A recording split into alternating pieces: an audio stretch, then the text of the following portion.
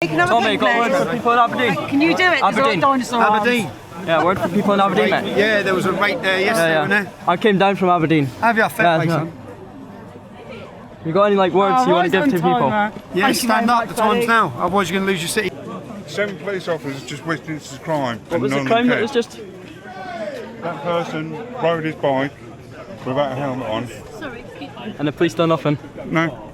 And I asked, there were 7 of them lined up. We've got better things to do. My understanding is you're wanted currently for violent disorder. Violent disorder? That's what you're under arrest for. You don't say anything that may harm the defence, you mention a question to later on in court, anything you do so never good.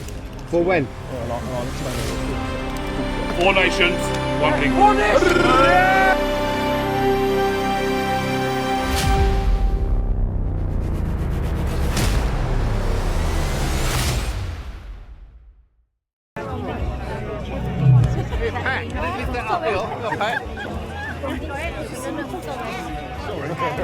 Yeah, decent one. Huh?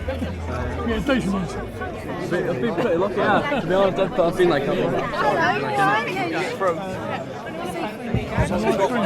one of them is, but signals on and off, you know.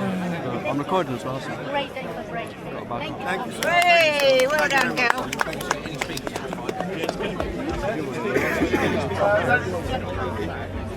Ladies and gentlemen, if there's any speakers, can you go? Yeah, I'll send it all to you. On the right hand side of the shelf.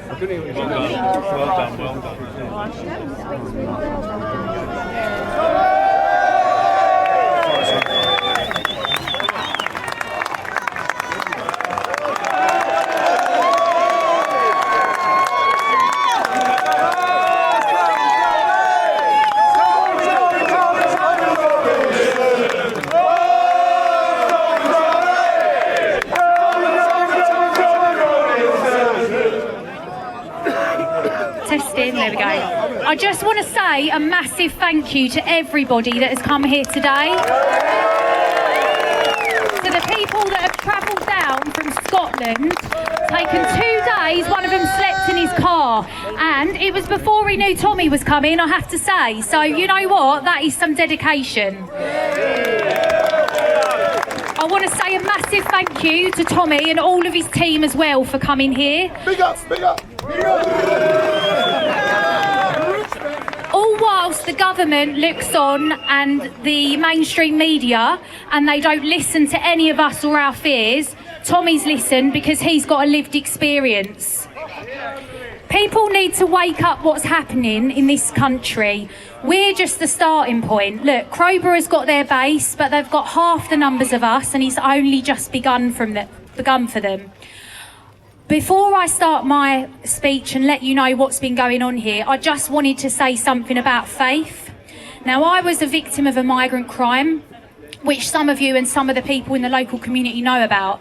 And at that time, I turned to God, and a story that resonated with me was David and Goliath. Now, I want to remind you of that story.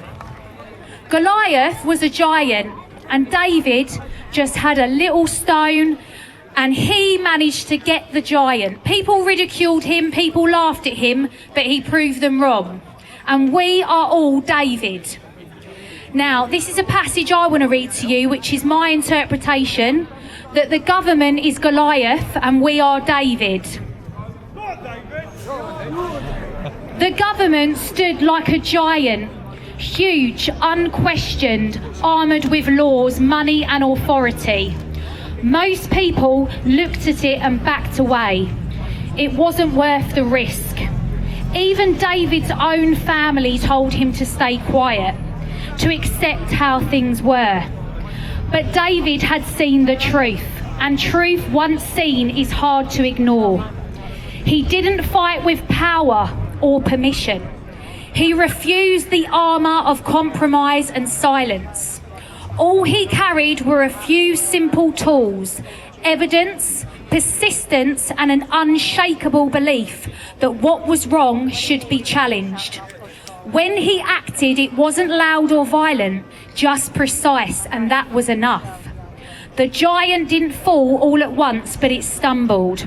And everyone watching learned the same dangerous lesson. Even the biggest system is vulnerable when one person dares to stand without fear. So all of you today should stand without fear. If you see something happening in your community, don't be silent, speak out, don't be afraid.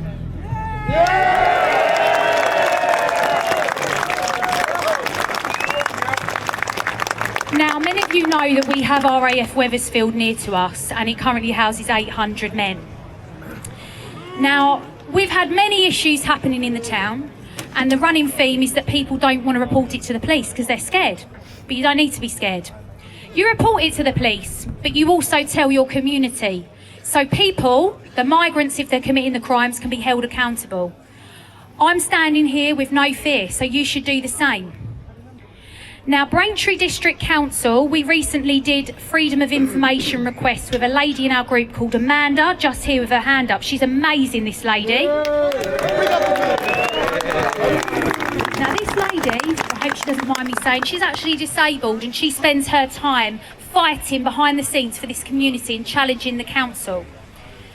Now, from her freedom of information request, we found that Braintree District Council had been allocated £50,000 from the Home Office, which is the large asylums and grant scheme, to pay for activities for the migrants.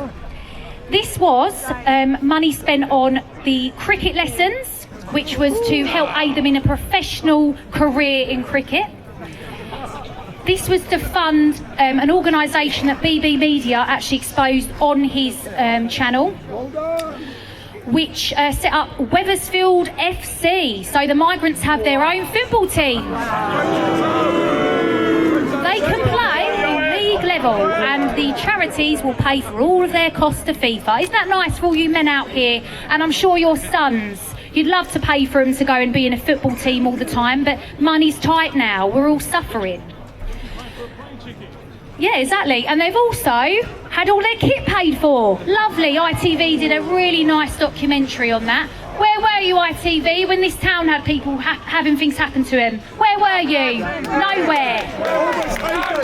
Appeasing the government and the Home Office.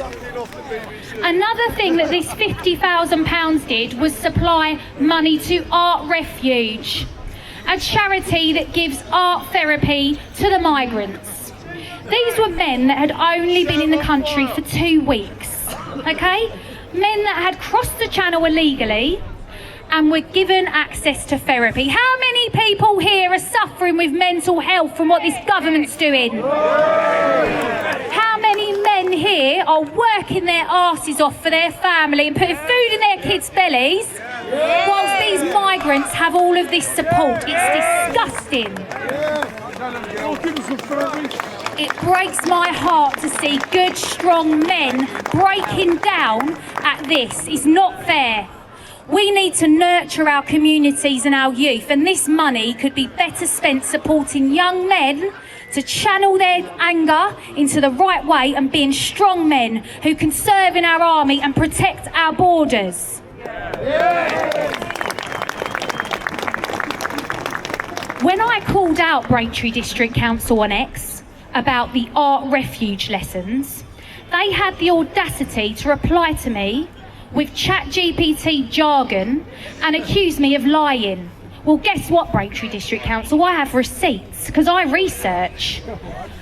And I found in the Art Refuge Charity Commissioner report that art therapy lessons did in fact take place in Braintree Town. It was quoted in their report. So next time you come for me when I put out the truth, do your homework, please.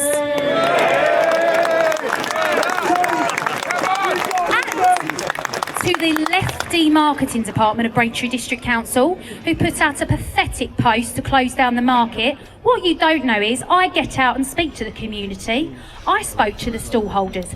50% down on trade.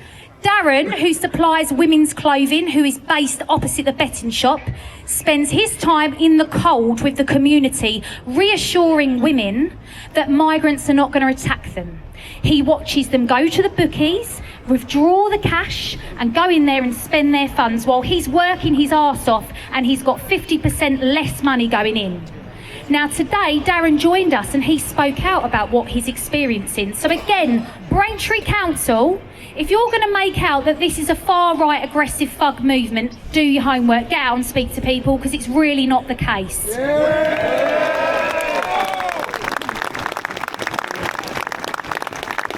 Another thing that I want to make you aware of is people say that well, the left, they like to say that migrants don't have bank accounts, okay? Yes, they have an Aspen card, and the ones at Wethersfield get about £50 a week.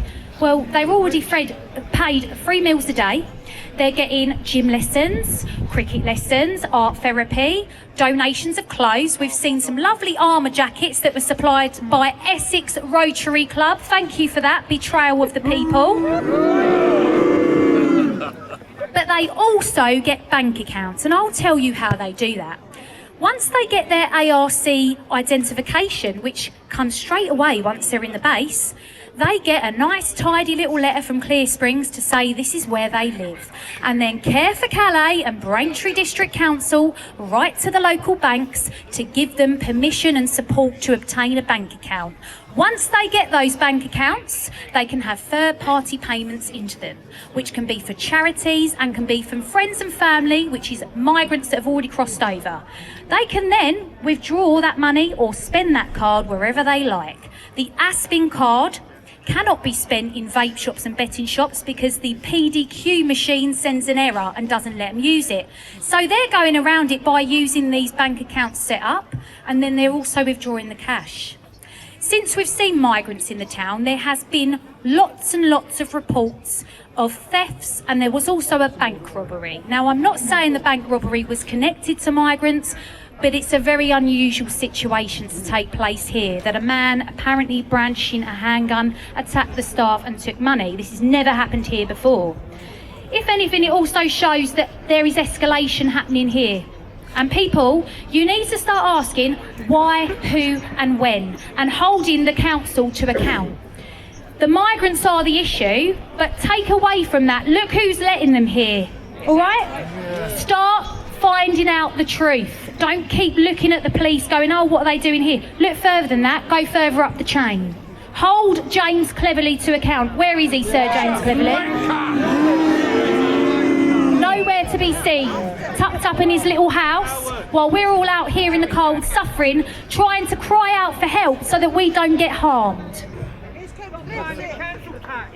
Exactly. Another person I'd like to call out is Andrew Larter, the Home Office Director of Asylum Accommodation, who recently spoke out at a Crowborough meeting. He said that Wethersfield was a success. Well, Andrew, it was a success for your service users, as you like to call them, aka the migrants, but it's not here. Look how many people are stood here that have a problem with it. Is that a success? I don't think so. It's ridiculous. It's ridiculous. Another thing that I'd like to mention is a lot of people had an issue with Salvation Army in our town because they hired their hall out. Now, there was a lot of misinformation spread about that. I want to make it clear that's Care for Calais. Yeah, it's bad Salvation Army hired the hall to them, but you have to understand Care for Calais has their fingers in all the pies. They're very good at manipulating people, and if they don't adhere to what they want, they label them as racist, and these charities get scared. I've seen it in the churches too. I've had people from congregations in the local churches leaving, coming to me, upset, saying, oh, I can't be in this church, I've been there for 20 years, I'm being forced to accept migrants, and it's not okay. Look, we're all British here, we're not racist, we're just standing up and we're saying we've had enough. So be proud of all of you for coming today, and just please keep asking the questions. Don't go home today and switch off, switch on. But I want to say thank you again. I'm going to move on to some speakers now and see if anyone else wants to say a few words. Also, I just want to do a massive shout out to BB Media, because he's come out all weathers, all days and nights, been on the phone to me, helping me, and he's not made any money out of that. He's a really good person. And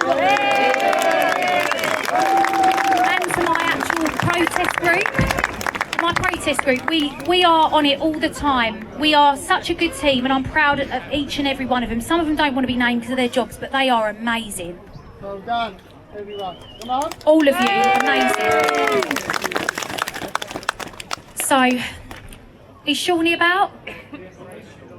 So I would like to introduce Sean to you all. Now, Sean is a British Army veteran and founder of the Uncensored Patriots, which is a Spaces on X where people join and they talk about unity, they have a voice.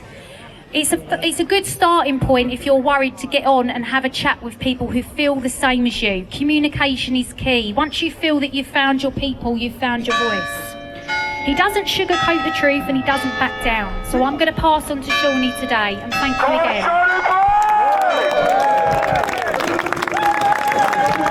I just want to say thank you to everyone who's turned up today in support of Shelley in her protest.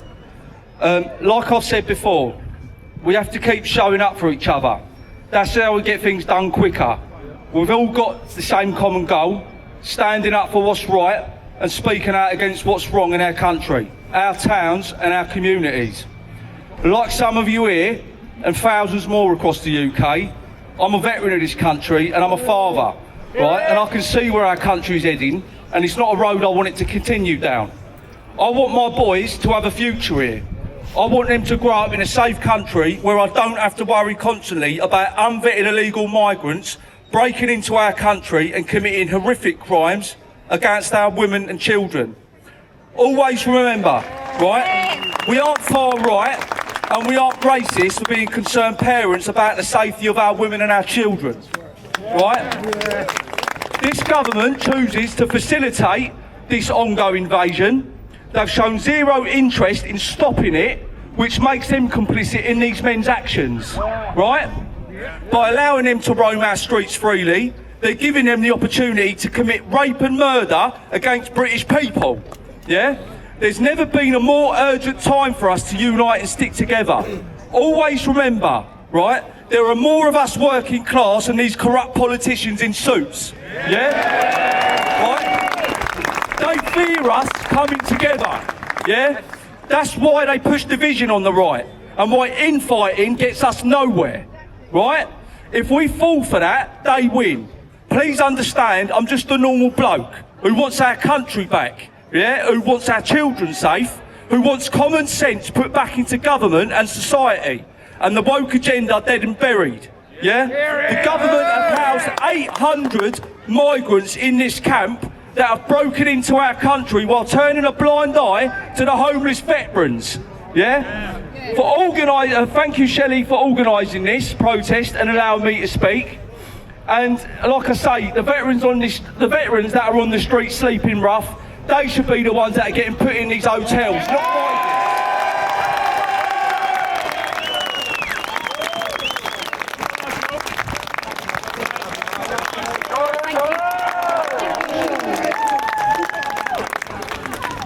Now I'd like to invite Sue Dunn up. Now Sue is a patriot born in Paddington, grounded, honest and fed up with watching homeless veterans and British people being cast aside by those in power. Now she speaks from her heart for decency, fairness and respect for this country. So let's welcome Sue, another strong lady. You've got this, you've got this. No, listen, I've been given this because I'm not very nice. Immigrants, my language is disgusting. I've been on TV and nearly thrown off. I mean, really, really, really hate with a passion. And I'm going to tell you very quickly before I even start that. My daughter and her husband and their best friend was on the London Bridge when them filthy, filthy terrorists attacked. My son-in-law just got away 10 minutes before it happened, and my daughter, but the best friend didn't.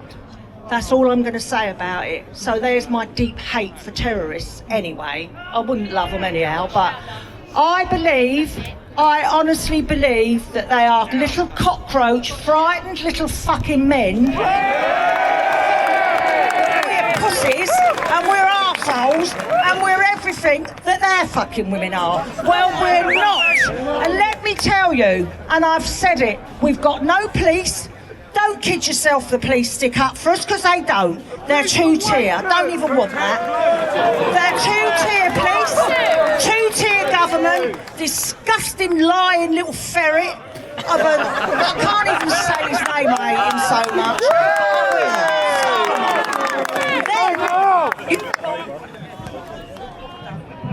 Then you've got Mahmood, hello, waves the Palestinian flag, goes against the Jews outside the shops because she don't want the food. She goes on marches with, I've got to say the name, guys, Khan, who runs that fucking mouse that runs London.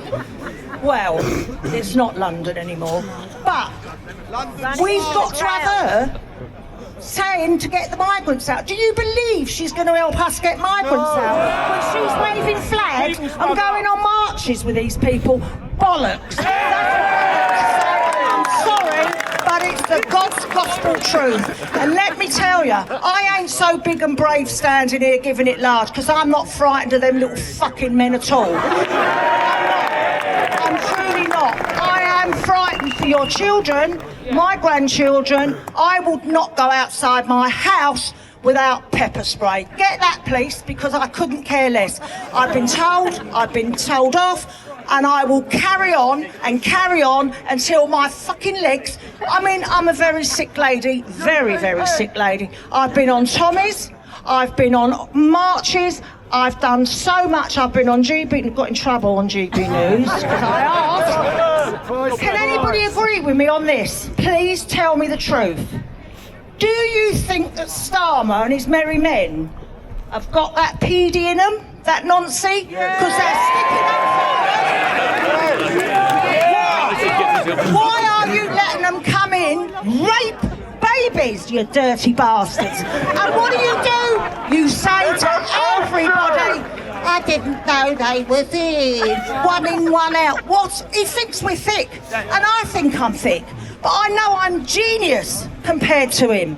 He's a disgusting, lying little toad, and the sooner... We don't want no more labouring. We don't want this other prat.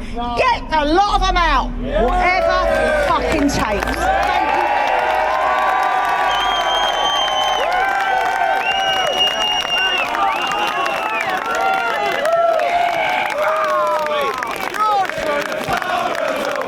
Thank you.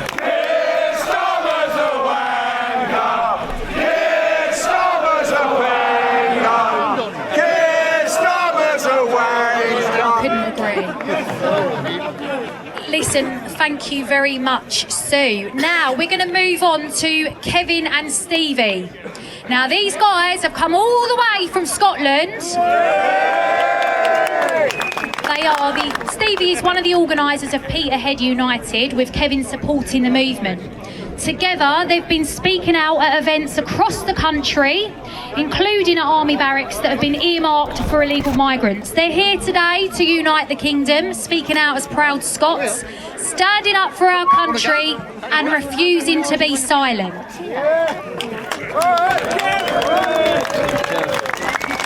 Well, look at the crowd we're facing here today. Braintree, make some noise! Well, what can I say? We're coming down today to Scotland just to let you know we face the same problems as you guys do up in Scotland. And every single week we take to the streets and we get abused every single week. But you know what? We stand with no fear, because we've got to stand to take our country back. And that's the most important thing. As we stand here today, Falkirk is on the streets, Dundee is on the streets, Perth is on the streets, and they're standing up against the illegal migration into our country. And up and down our country, our women and children are being subjected to racial abuse, sexual abuse and rapes. If you want to know how bad it is, let me tell you something. In Glasgow right now, sexual assaults are up by 41%. And that's because the asylum seekers are in Glasgow. And the asylum capital of UK is Glasgow right now. As we speak, our government is ready to receive 300 illegal men into a Cameron barracks up in Inverness. Inverness is a small city up in Scotland. We can't keep taking these people. We're a population of 5.5 million. This needs to stop. And this is why we came down here today, because we stand with you guys, because the only way we're going to do this is standing together.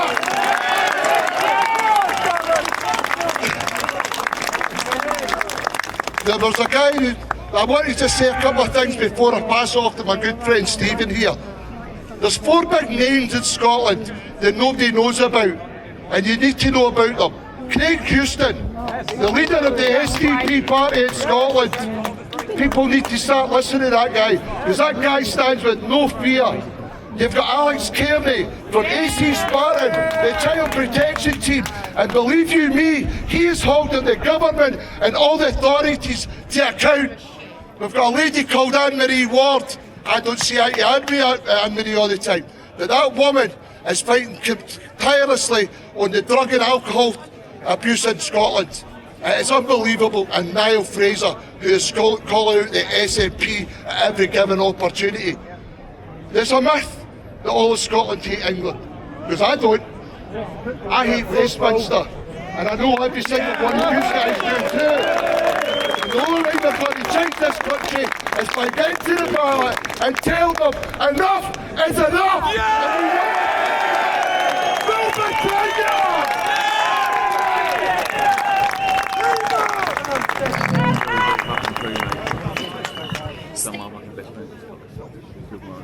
Stevie, are you going to come and say a few words? Stevie's another proud Scotsman, Peterhead United. Please give him a massive round of applause.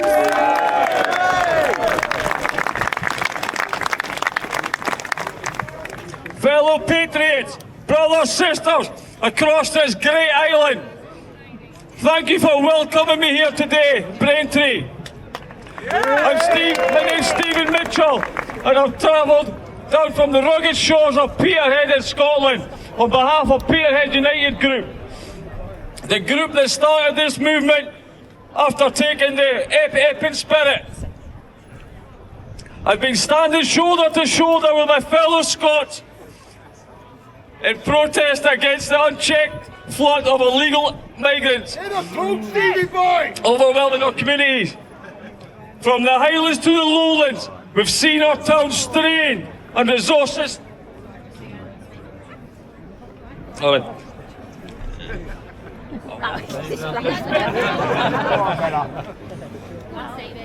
We've seen our towns strained, our resources stretched thin, and our way of life under threat. But today, I'm here to join you, the proud English, in this fight. Because this isn't just a Scottish fight. This isn't just a Scottish issue. It's an English one. It's a British one. And we're all in this together. Look around you. We're united. We're not united by the borders. We're united by the red, white and blue.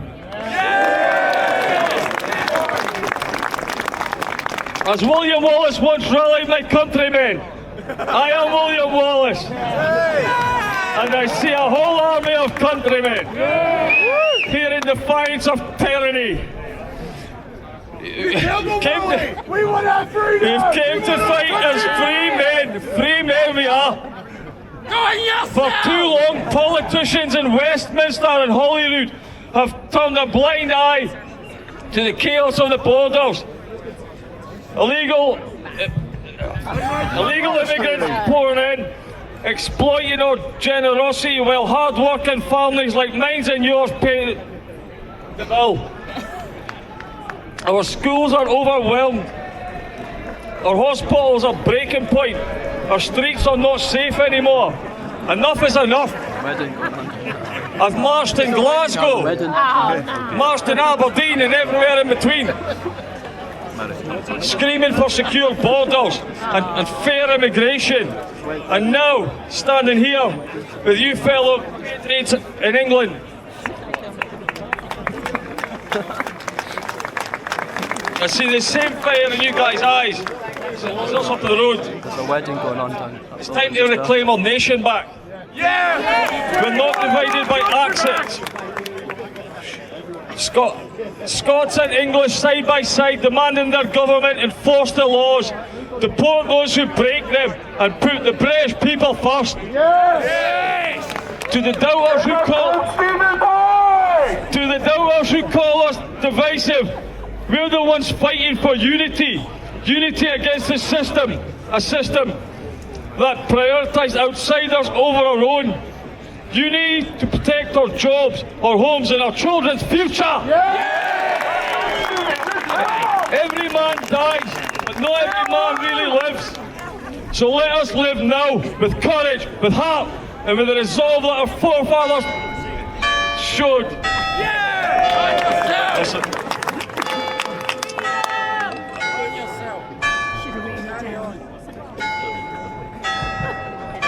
Let's make our voices roar in Braintree to the borders, from Land's End to John at Groats. Yes.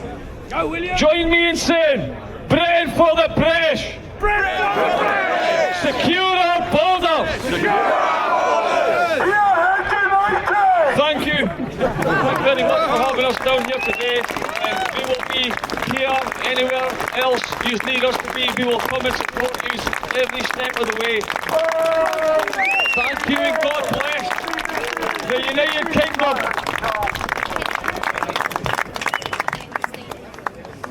And freedom to us all.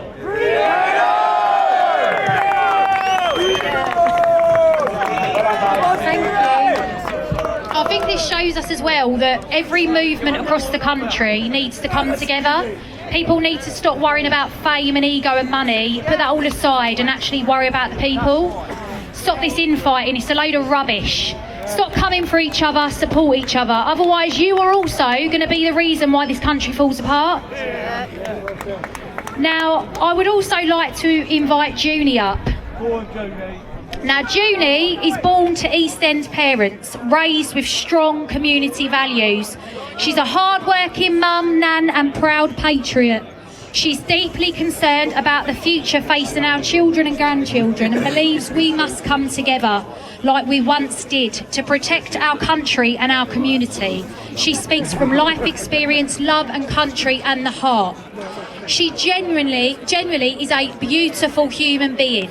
She spends her time on spaces reassuring a lot of men that are quite stressed about this situation. I've been witness to it. She really is a lovely, lovely lady. So I'm going to pass it over to her now. Wow. What can I say about that? Right, can you help me here? Right. Thank you, Cheryl. Thank you. Right. Thank you, Shelley, and for inviting me to come here today, support your cause. I've got rather a lengthy speech, everyone, so there's the heads up, and I hope you don't live to regret it, Shell. I never would. Well, good afternoon, all you amazing people. How amazing are you? Okay, so firstly, for those of you who are here from Braintree and Wethersfield communities, my heart goes out to you completely as a grandmother, mother of 3 sons and a grandmother of 3 grandchildren. I can totally resonate where you're all coming from today, here today. And you're living in close proximity to the airport's former MOD, police and RAF station. Now housing in the region of 800 legal migrants, unvetted males from who knows where. Right, so this must be immensely worrying for you all, for the safety of your families. That's an understatement. Particularly the vulnerable women and children and the members. It's my understanding that there is a potential to increase to 1,700, over double the current intake. This cannot happen. Okay, our ancestors must be turning in their graves. This is not what they fought wars for. To have illegal invaders and create unsafe places, to be given priorities from the authorities and the government into the bargain. So in the words of Bob Dylan, and I'm going to try and calm it down a bit, guys, the times they are a-changing. And I'm going to go and speak retrospectively. Having been born in the 50s and growing up in the 60s, in the good old days of rock and roll with mods and rockers, and what was it like? The adverse, radical changes that you and the rest of the country are increasingly subject to, and the change that's needed to restore your lovely town and our country as a whole to its former British values and glory. Needless to say, there must be mass deportations of these illegal immigrant males who have not arrived here through the correct application and process systems. Let's get that right. We must leave the ECHR, but clearly that's not going to happen while we are under the jurisdiction of this godforsaken government and the worst PM in living history. On this point, I will say that when elections are prevalent, and at the next general election, the sooner the better, you must vote with your feet. Moreover now than ever before, every eligible voter needs to get out and vote. Vote for whoever you believe has the courage of their convictions to deliver safe again. And whilst I highly recommend, I understand and I highly commend Braintree District Council's exhaustive efforts going through court channels, nothing's happened. Their efforts to challenge the Home Office. Well, you know that powerful saying, nothing changes if nothing changes. So, recollections and comparisons. I'm going to take you back a bit here now. As a child of working class parents from the East End, I grew up with two sisters and a brother in the London borough of Barking and Essex. Good old Barking. Let's just say we had nothing, but we had everything. Why? Because we had our freedoms. We could go and play for hours in the park safely. The worst possible encounter might be the odd male flashing his pass. But there would always be a community bobby. You know, our term for a policeman back then, as we called them, to act swiftly to detain, arrest the offender. We felt safe, unlike today. My God, it's just not even safe to even walk your dog now, is it? I certainly wouldn't go to a park with my grandchildren, and that's in Northampton. It's just as horrendous there, believe you me. Communities were very close, with tight-knit, they stuck together, tough through thick and thin, and had one another's backs. If you had a row, you thrashed it out amongst yourselves. You go and have a little punch-up out on the green. It'd all be forgotten about. Okay? And then you'd all laugh about it with that good old British sense of humour that we all possess, a major factor in our survival. So comradeship, right guys? There was comradeship. And I'll come to this. Even as a youth, I recall tossing coins with friends to see who was coming. You know, to ride bareback tandem on an owner's pony, to get chips, to go to the chippy. We would share them out of a bit of grease-food paper and wrapped in newspaper. Now, I'm going to take you back to 13th of September last year at the Unite the Kingdom March. That I never experienced anything like it from other than when I was a child. There were even older people than me, disabled people in wheelchairs, with dogs, families. One guy was even handing out all his chips, bottles of drink. Do you know what? I felt so humbled. A lump come in my throat from nostalgia. It was phenomenally magical, being amongst hundreds of thousands, into the millions of people in unity. Unity being the big word. A cause for our beloved country. A country that we want back. We want it back. Hear me that day, like now, that we as British people haven't changed deep down, and that patriotism is still strong in us all, but that successive governments have brought about insufferable changes in so many ways, leading to the decline of this country. Neighbouring, you may or may not be aware of Shell's horrific ordeal, and her family have been on the receiving end of, from a neighbour. Abhorrent in its entirety. I applaud her for her courage. I applaud you for your courage. Yeah! In that situation, in your circumstances at the time, and I won't elaborate because I don't get, personal. I can recall living next door to neighbours. Listen to this, guys. Can any of you remember this? In my youth, we could leave our back doors on ajar, unlocked, and if we run out of essentials like tea, coffee and sugar, we could hop over the fence and borrow a cup, if spare, vice versa. There was trust, there was safety, there was mutual respect, enhancing community values, Sounds idyllic, doesn't it? It bloody well was.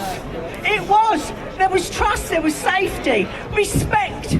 I can assure you. Now, what is it? Ring doorbell cameras, guard dogs, you name it. Why? Because you don't feel safe anymore in your own homes. We even had youth club community centres. We could go bobber jobbing, help the elderly, incapacitated, for less than a shilling. Okay, so when money was real money, when a penny stretched into a pound, no matter how hard up we was, and yes, it was rewarding. We had a variety of extra school curriculum activities, and there was always the homework. Could go on, but time of the essence. So there, the fact is, back then, unlike now, we weren't subject to mass illegal migration. And whilst I accept there have always been Indigenous criminals in this country, why on God's earth would you be importing more without any background history, given the reporting on the awful crimes carried out by so many of these illegal migrant males? It certainly makes my blood boil and my heart sick for our children and the children of our future younger generation to come. What's the next one, sorry?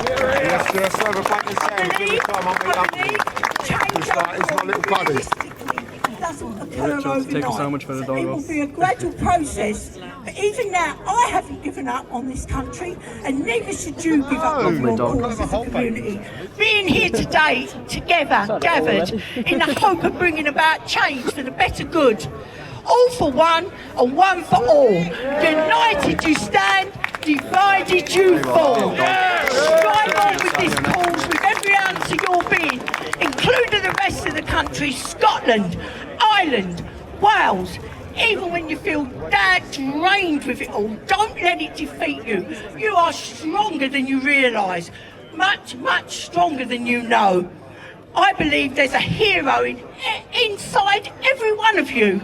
Believe it and draw from your inner strength and hit on that reserve tank. Draw from it because you've all got it. We all have it. Keep going, don't give up. Your children and their children's future is at stake. Put out more awareness to your cause. The whole country is still not awake yet. Help it wake up more. Strengthen those community values even more. Have fundraising efforts. Whip rounds for safe days out with children, uniting in groups. There's always more safety in numbers. Find fun, safe places to take them with community groups.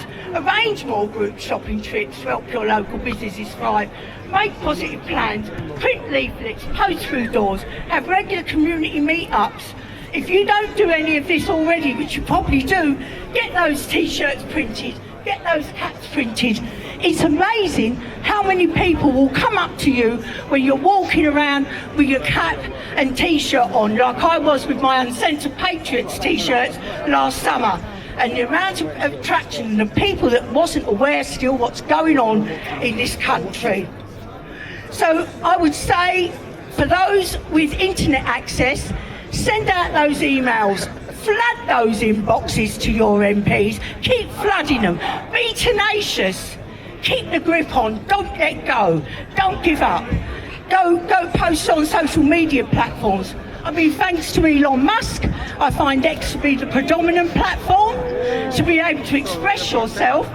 And while technically we don't have total free speech in our country anymore, just be guided on what you do say, but have your say. So spread awareness, okay? Because when you listen to awareness, you can spread awareness. Speak in spaces with others, listen to their views and that of guest speakers on political and wide range matters. Don't be politically homeless.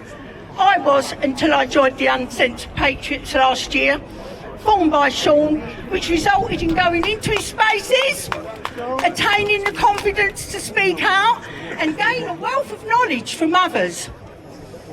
Listen out for independent journalists. Yes, independent journalist reports, because you will always get the true, raw facts that you won't get from the mainstream media.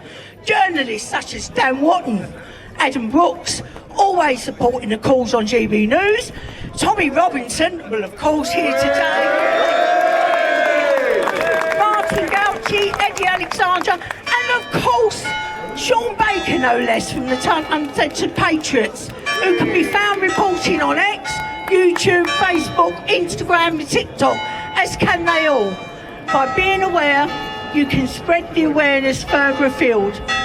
Shelley can write the others that I have missed out, and I do apologise if I've missed any of you lovely people out. Okay, so I'm going to wrap up now.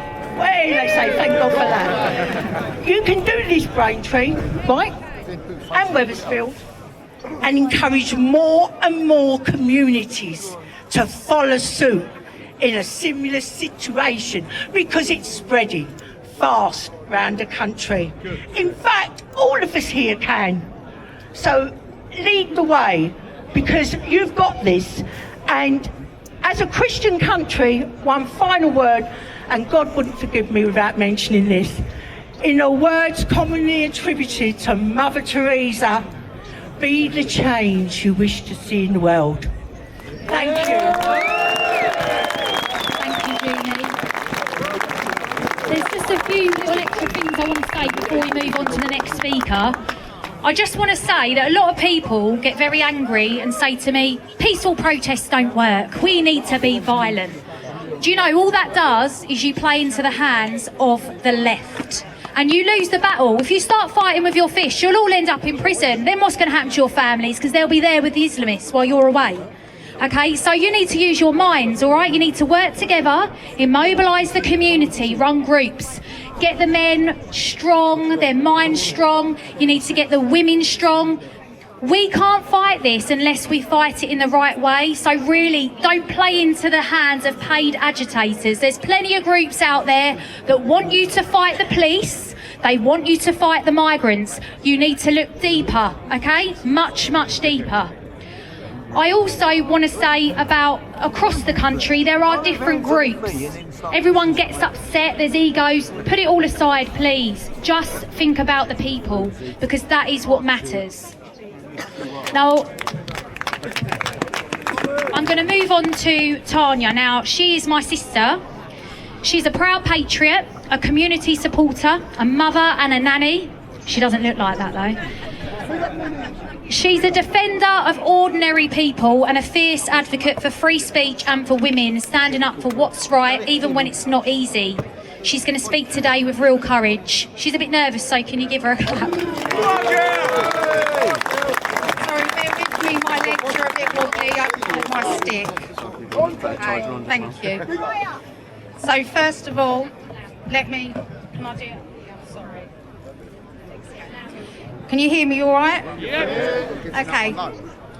So, I was a victim of child abuse, but I'm not anymore, I'm a survivor. And I speak for all other survivors, and I speak for women. You should be able to come out of your house and not have fear every day. So I'm going to go straight into my speech now. Today we stand not just for ourselves, but for women who are silenced, punished and killed for daring to exist freely. We stand for the women of Iran. Yeah. For the women beaten in the streets for showing their hair. For the girls arrested for singing, dancing or dreaming. For those in prison, tortured and executed for saying 3 simple words. Women, life, power. Yeah. In Iran, control over women's bodies is written into law. But let us be clear, oppression does not begin overnight. It begins with small restrictions, with tradition, with morality, with politicians deciding they know our bodies better than we do, and we know them better than anyone else. And that is why the women in the UK are watching. That is why we are fighting, because we see the warning signs. We see our rights debated as opinions. We see our reproductive freedom threatened. We see violence against women dismissed. We see powerful men telling us to be quieter, smaller, more grateful. We refuse. We refuse to believe that what happened in Iran could never happen here. History tells us otherwise. Rights are not permanent. They are protected only when people defend them. The women of Iran are not asking for pity. They are asking for solidarity.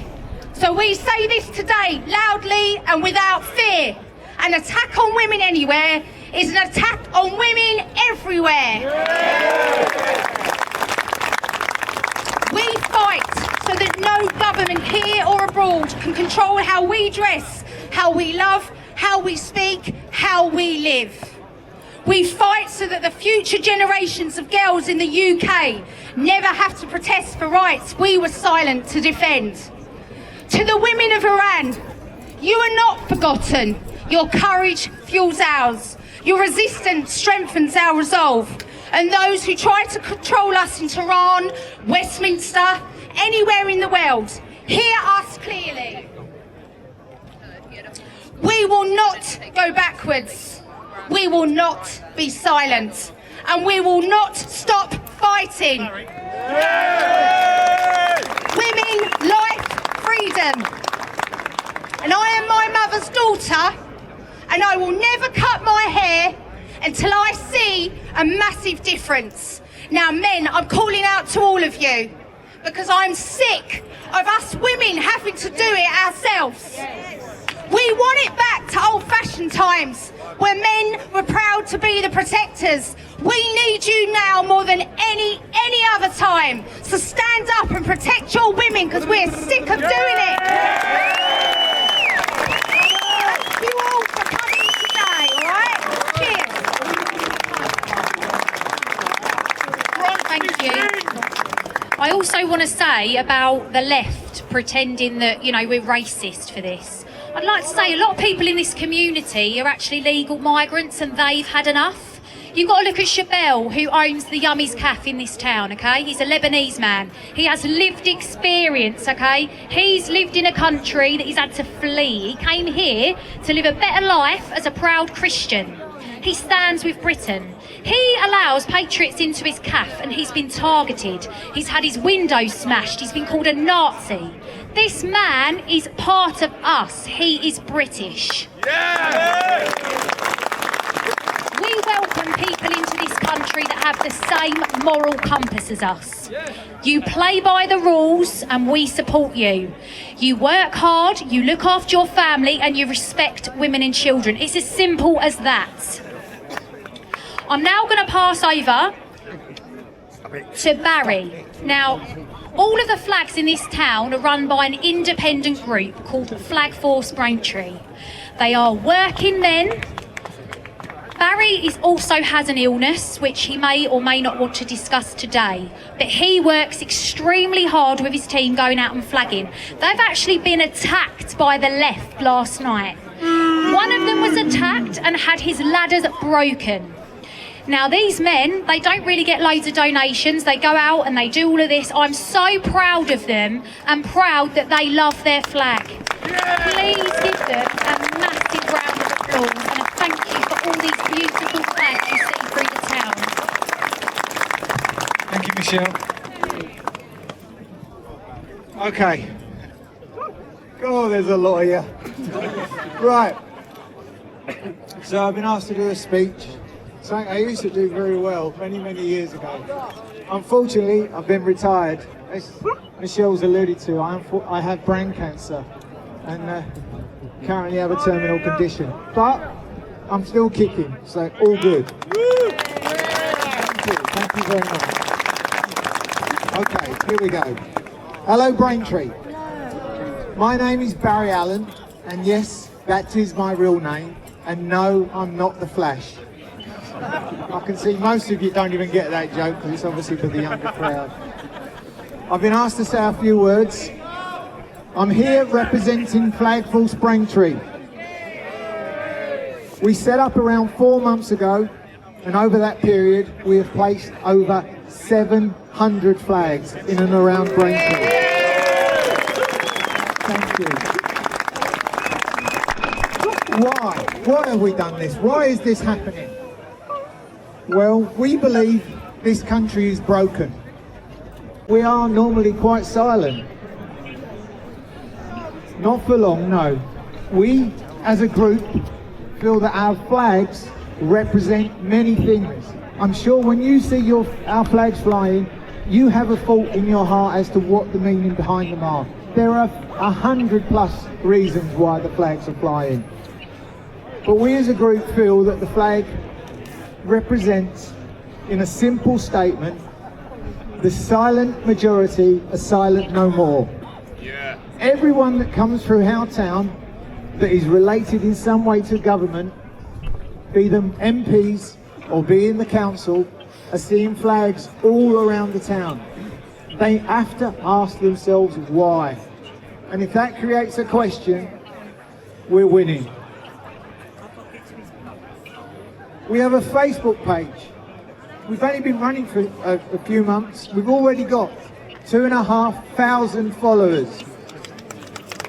And believe it or not, because I can't get my head around this, we've had 2 million views.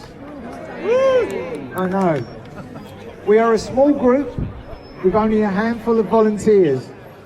All my group work full time, and they do this in their own spare time. We, like our forefathers, love our country, and by connection, we love our flags. In addition to putting up the flags, we also litter pick. Every street that we have put flags up, we've litter picked. And to date, we have collected 21 bags of litter from the streets of Braintree. Thank you. Can I just have, by a show of hands, how many of you support the flags? Wow, thank you. If you want to help, you can. We need boots on the ground. If you can help put up ladders, we need you. If you want to earn your 10,000 steps picking up litter, we need you. We also need locations in and around town where we can store ladders. Because if we don't have a van to put them on, we're carrying them across town. And even though they're relatively light ladders, by the time you've walked a mile or two with them on your shoulder, they start to feel the pain. And I truly hate to ask this last one, but we do need donations. We worked for the first few months purely self-funding. We paid for everything ourselves. Thank you. But obviously, we've got issues. And the issue is we have a small but determined group of individuals that hate this country and hate our flags, who have removed so many flags by ripping them down and often leaving the tatters of the flags behind. These people don't care about our community, and they do not care about this country and the way that they leave it. Michelle's alluded to what happened yesterday. Two things happened yesterday. Firstly, we were flagging, that's what we call it, we were flagging in Freeport at the roundabout, and an individual pulled up in a white van, jumped out of his van and grabbed hold of the ladders and crashed them to the ground. Then physically engaged one of my guys. That was the first incident. The second incident was that we had 50 flags removed that morning. And that was why that's why that guy was out. He was out putting them back up. We've replaced all of them again. Yeah. So last night we set up patrols to protect the flags. And at 2 o'clock in the morning, the alarm bells went. And we caught 2 individuals. These individuals are dressed from head to toe in black, walking around your streets looking like ninjas. They have a pole. Attached to this pole is a very spiky brush. And they basically push the pole up the ladder, or sorry, up the lamppost, hook the flag, twist the flag, and then rip the flag down, leaving a load of crap behind them. So they don't care about their country, and they don't care about their community, whatever they're saying. We've caught these two individuals, or one of them, before. We caught them at 2 a.m. on Cressing Road. This time, there's one we call Chewbacca, because he's quite tall, and there's another one we call the Munchkin, because he's not. He should get a job. Could have done with a wash as well. We spoke to these people for 20 minutes as to why they feel they're right to take the flags down. I have no problem, it is a right. If we put them up, they can take them down, but take them down the same way we put them up, with respect. Do not trash our flag, and do not treat it in such a way. So those two individuals we videoed, so we've got photographic and video evidence. We actually talked to them for 20 minutes. We chose not to make them famous, because we know the anger that is involved with you guys towards them. But if you go on our Facebook page, you'll now see their photos. We will. No violence. No violence, right.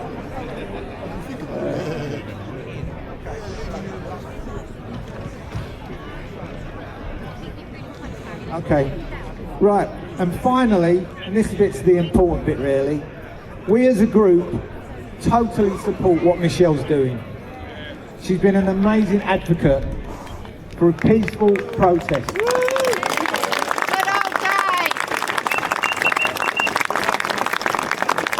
Change is coming. You must all feel it, and we're all part of that change. Do not be silent, speak to everybody, listen, debate and discuss. But change is coming. On that note, thank you very much. I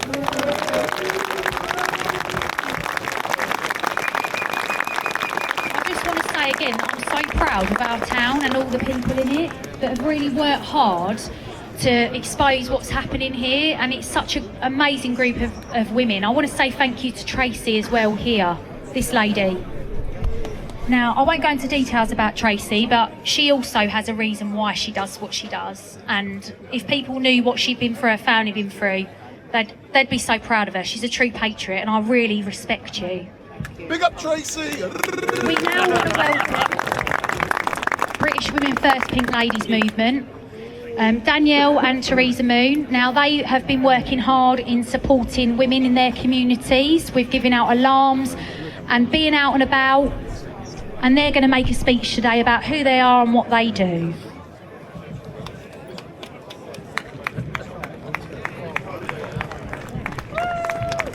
Go on, Teresa. Hiya! Give it for the pink ladies and all women! Protect all women! Save our kids! Protect all women! Save our kids! Right, you ready for this? We've got plenty of time. Right. You see, you can hear me, so I can hear anyone else.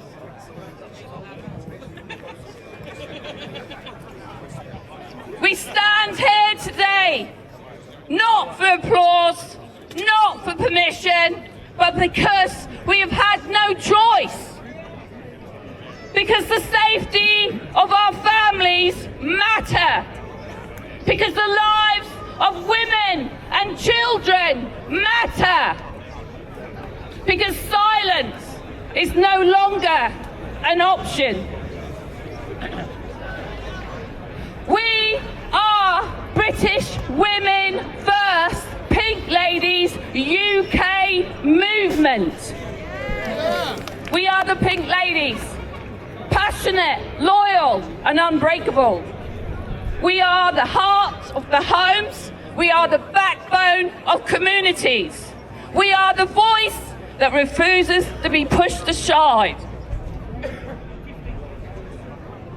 Across this country, women who once felt alone have found each other. Women who never thought they would stand in a crowd like this and stand shoulder to shoulder. Women who were afraid now walk with courage. Women who had no one now has a sisterhood. We gave them connection, we gave them strength, and we gave them a movement. They call us the weaker sex, but we know better, don't we, ladies? Yeah. We are not weak, but we are warriors of peace, protectors of truth, defenders of our children's future. We have watched our country change in the ways that left many women feeling unsafe and unheard. We have seen systems fail the vulnerable. We've seen families struggle, and we have seen women ignored. We ask loudly and clearly, why should women or children be left unprotected? Why should any community be left without support? Why should danger allowed to grow in silence? For too long, we've let others speak for us. For too long, we've been told to sit down and stay quiet. But those days are over. We rise, not in anger, but in strength. Not in violence, but with unity. Not to divide, but to protect. The Pink Ladies movement now stretches all over the UK.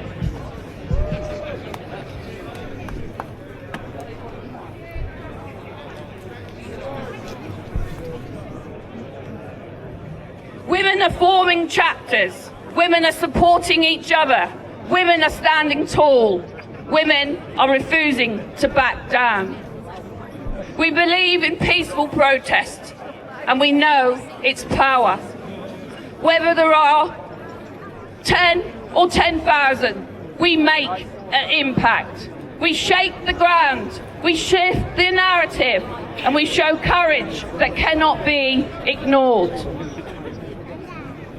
No one saw us coming, no governments, no authorities, and they underestimated our strength as British women. They thought they could silence us. They thought they could shame us. They thought they could break us. But they didn't count on the mothers, the daughters, the sisters, the wives, the survivors, and the women who refused to bow. We are the core of the family, the strength behind every good man. The homemakers who now step forward as history makers. And let me tell you, this journey has not been easy. This movement has changed our lives. And yes, we have come under attack, not just from those who oppose us, but even from those who claim to stand for the same cause. Ordinary women, real everyday women, have been targeted for daring to speak. We have been mocked for our numbers, dismissed because we aren't famous, ignored because we aren't chasing power. We've stayed in our lane, and we've kept the fame hungry and the opportunities out. We've refused to be used, and that has upset some people.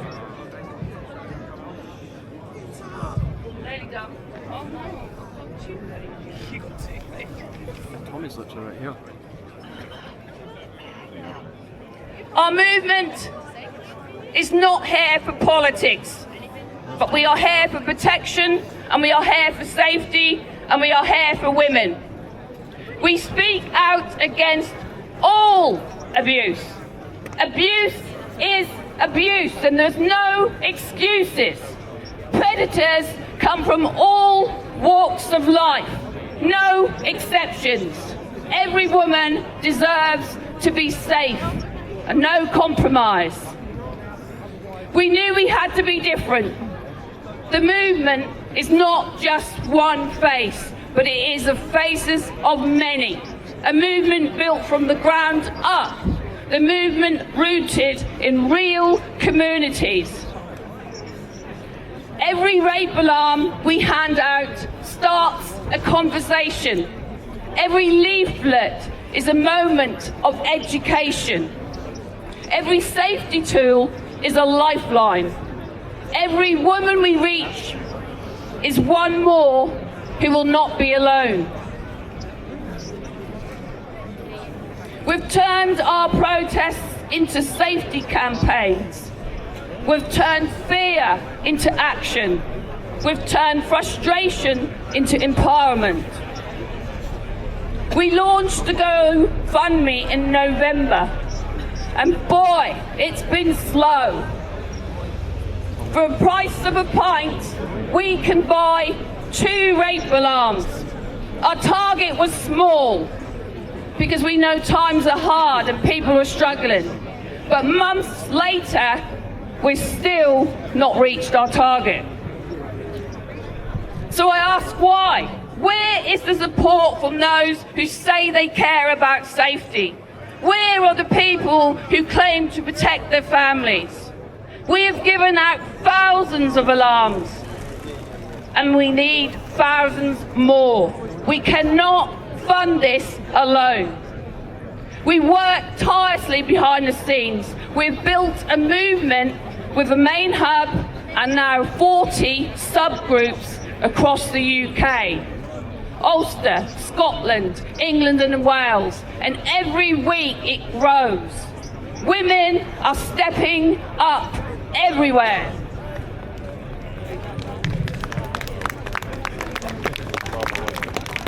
No, done. We remain proudly a female-only group. This is simply because we have many women survivors, and they deserve a safe, secure space to connect. And our men support us fully. They stand beside us, respecting that this is our moment to lead. We are ordinary women with extraordinary courage. We started with a whisper, but now we are raw. We are the shield, we are the siren, and our movement refused to be silent. So to every woman listening, rise, stand with us, be part of something bigger than fear. Be part of something stronger than silence. Be part of a sisterhood that will not back down.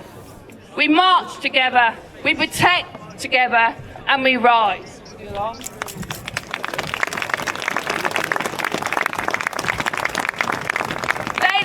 if you have an alarm, sound the alarm!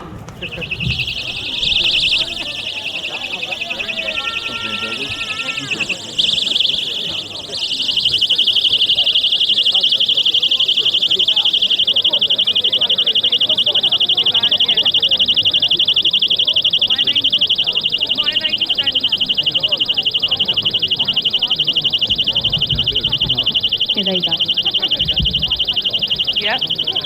My name is Danielle, and I'm standing here today because women are exhausted. Exhausted from not being believed, exhausted from being ignored, exhausted from being told to be quieter about things that are destroying their lives. The wider movement is called British Women First Pink Ladies. I stand here as Kent Women First Pink Ladies, the Kent chapter of this movement. And while this movement did not start in Kent, something incredibly important did. The Safety Initiative was born in Kent. It was created by women listening to other women, not statistics, not headlines, real women, real fear and real lives. We didn't build this in offices or studios. We built it in pubs, in clubs, in hair and nail salons, and in community spaces. We went where women already were, because safety should never feel out of reach. It should meet women exactly where they are. We handed out safety packs, personal alarms and anti-spiking kits. But what mattered most was the moment when we looked in the women's eyes and said, you matter, your safety matters, and you are not alone. To date, Kent has handed out over 1,000 personal alarms, all funded by ourselves.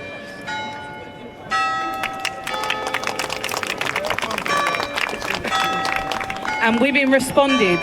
They stopped us, they spoke to us, they trusted us. Survivors of sexual violence and exploitation told us that just seeing us here, pink jackets, open faces, gave them the courage to speak, sometimes for the very first time. This is what safety looks like. This is why this safety initiative spread. Other areas saw what was happening in Kent and said, we need this here too. Not because someone claimed it, but because it worked.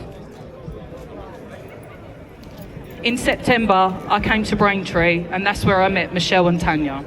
I need to be honest with you, I feel awful for Braintree. I felt the weight of a town that had been pillaged, a place where safety had been stripped away, where fear had been normalised. No community deserves that. No woman deserves that. But what stayed with me wasn't just the damage, it was the women. I grew to love Michelle and Tanya, and through them I grew to love the women of Braintree, because what I saw were not victims, I saw survivors. Women who had been hurt deeply and who were still standing, women who refused to be erased, women who carried their pain and still showed up for others. That resonated with me on a personal level. I knew that when I had to stand behind these women, to support them, to protect them, because when women turn their pain into purpose, that is courage. Raw, terrifying, beautiful courage. And that courage lives in Kent too. The women of Kent, Women First Pink Ladies, are extraordinary. Many of them carry their own stories. Stories of abuse, exploitation, fear and silence. And instead of letting that destroy them, they use it to stop someone else from going through the same thing. They show up when it's hard, they listen when it hurts. They protect when it costs them something. They use their pain to save others. That is real bravery. But when something works, when women succeed, there are always those who try to take it. We watched others go on national television and claim that the safety initiative we built and delivered in Kent and helped introduce into Braintree was theirs, and that hurt. Because it erased the women who did the work, it erased the communities who trusted us, and it erased the truth. Let me say this clearly and calmly. You do not get to take credit for work you did not do just because you have a platform. Kent knows the truth, Braintree knows the truth, and the women we spoke to know the truth. The venues who stood with us know the truth, and despite the smears, despite the pushback, despite being falsely labelled racist in an attempt to silence us, we did not stop. We kept showing up, we kept protecting women, and we kept building something that worked. But this was never about attention, it was never about politics, it was and will always be about safety. Kent Women First Pink Ladies are proud to have led this initiative, proud that Kent set the standard, proud that even when others tried to rewrite the story, the truth stayed exactly the same, where it belongs. This is more than a protest, this is women standing their ground. So to the women who trusted us, this is for you.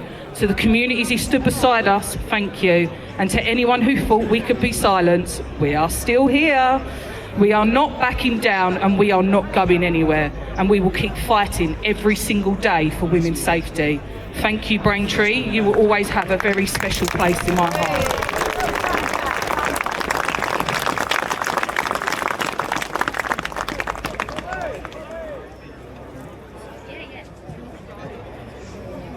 Thank you to British Women First Pink Ladies. Thanks everybody for coming today. Before we end the protest, we'd just like to welcome Tommy Robinson up to say a few words.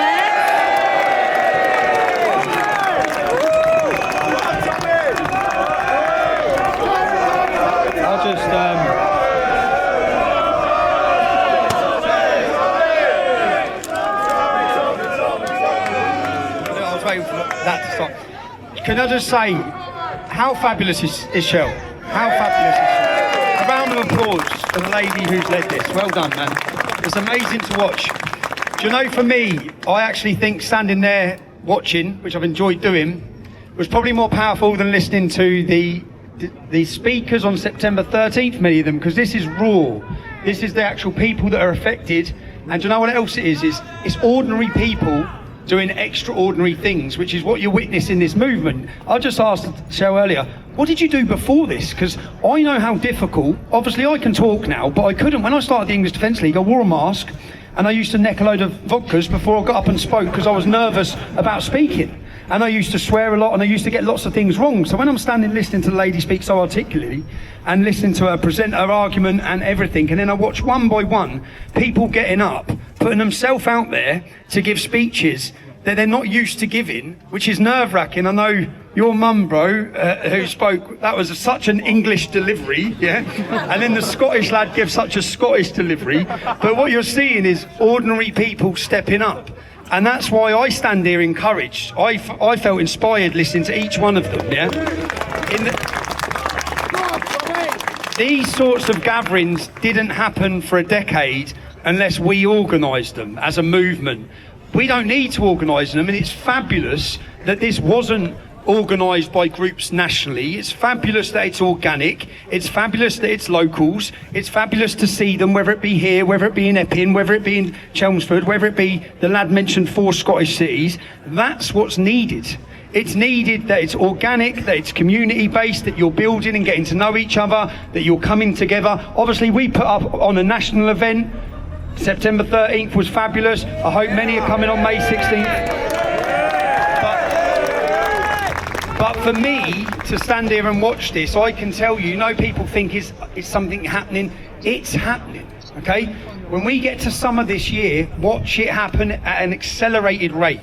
Now, it's happening because of people like Shell. It's happening because of groups like the Pink Ladies. And it's fabulous to watch. So if you're watching this at home, there's groups organising in towns and cities across the UK. Join them, support them. The other word is, when you bring this many personalities together, many times egos, everyone has an ego to say they haven't, everyone's got one. To bring them together is difficult. You don't have to like the people in these movements. You don't have to be friends with the people in these movements. People will clash at times, but you're all there for your country, so you don't have to be best mates. There's many people in my movement over 15 years that I don't really get on with, but they still have to come together as a community, stand together. I just wanted to stand and congratulate you, but not congratulate you. We had an aim to unite the kingdom. You are uniting Braintree. It's fabulous, and I think you should congratulate yourself. Well done, Michelle. But not just, when people step up and lead, others follow. I stood at the front of this demonstration at the march. I've seen the demographical change of the demonstrators. Every demonstration we held a decade ago was young angry men. Yeah? We've broke through that. The messages broke through. When people stand up, others come out. I'm standing asking mothers, asking nans, why are you here? And something's changed, because 24 months ago, I don't think these people were here. I think they were too scared to speak out. And now, all the women that I'm asking, they're saying, we're not scared anymore, we're not scared anymore. And that will only inspire others. So if people watching this at home, be inspired by these ladies, by these brave ladies. Do you know when the mums come out? I always, as you said, you mess with my mum, you mess with her kids, she's coming out fighting. When the mothers realise the future of their kids is at risk, there's going to be an army of women, which we saw September 13th, we're seeing it now. It's fabulous to watch. And just also congratulations to the new citizen media that have been covering this, because people around the country, I've seen about Braintree, not from the mainstream. I've seen it from social media. I've seen it from gentlemen like this. I've seen it from all the different citizen journalists that come and cover these important issues and give a voice to the people. So keep recording, keep speaking, keep working, and keep coming together. I hope to see many of you on May 16th, but just congratulate you on the work you're doing in the community, man. It's great. As I said, it's exciting for me. It's exciting for me to watch, because I can see what's happening, yeah? Well done, darling. And we should also thank her husband as well, because I bet he's worrying in that as well. So well done. Thank you everyone for coming.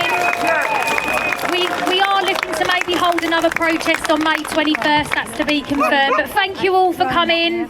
Enjoy the rest of your day. Don't get drunk, but go and have some nice food in our local establishments. Prove the council wrong that we're putting money in the tills. Thank you. Bye.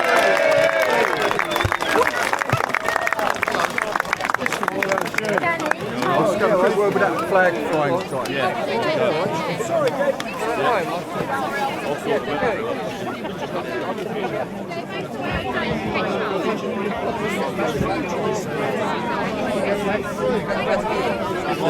go and see Tommy. I've never been so quiet for so long in my life.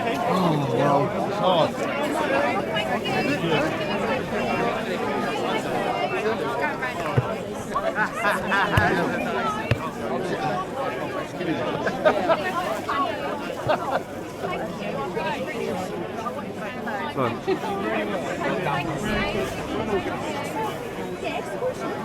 Tommy's just getting murdered.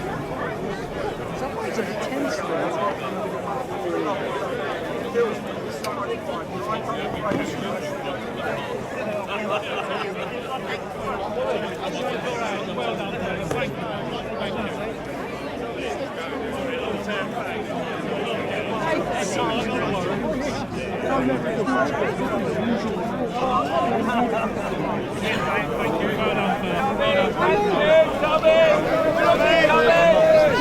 Look at this fine gentleman. So, are you from Braintree by any chance? Near enough, Coggeshall. Oh well. So. What have you seen in the local area that's changed? Hell of a lot. I mean, I'm from Chelmsford, but then moved to Colchester first as well, and you can just see it how it's changing. Well, I've came down from Scotland to do this, so obviously it's quite different up there what we're witnessing. But it's I'm just trying to get. I actually went in Chelmsford and walking up the high street, and you could just see the girls suddenly carrying away from anyone that was walking towards them, and it's like, well, I'm just going up the other side. And it's like, there shouldn't be that fierce, so there's clearly something going on now that there wasn't. I appreciate you talking to me. No, very nice costume. I don't know where Tommy's gone. I think he's currently leaving right now.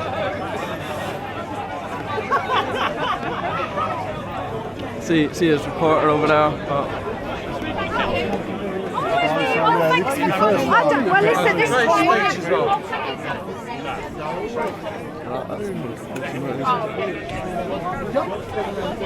Please camera, sir. You're going to get you soon. You know what? It is as well.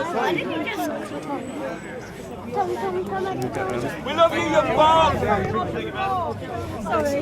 I'm keeping my eyes shut. Andy, through that mate. Up to the right, Tommy. Everybody free? 1 o'clock.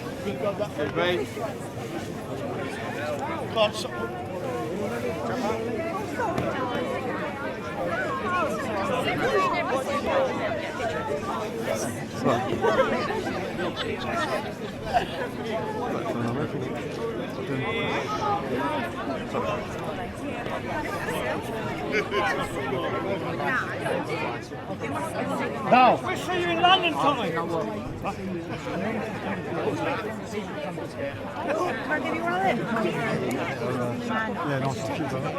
Well, there's obviously he's got his well, not undercover, but obviously my clothes. But Yes, I'm stupid. Yes, I asked. but then obviously a lot of people are wanting interviews with them.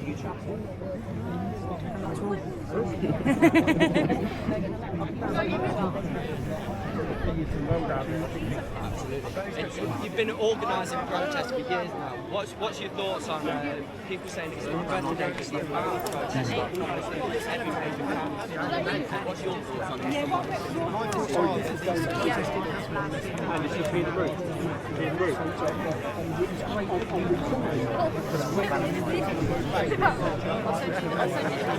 We need to meet with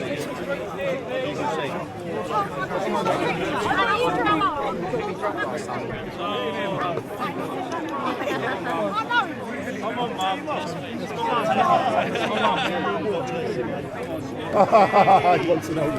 And just finally, Tom, you've had an eclectic life. What's been the toll on your family life, being an activist, being a leading activist in this country? What's been the toll on your family life? What's been the toll on you?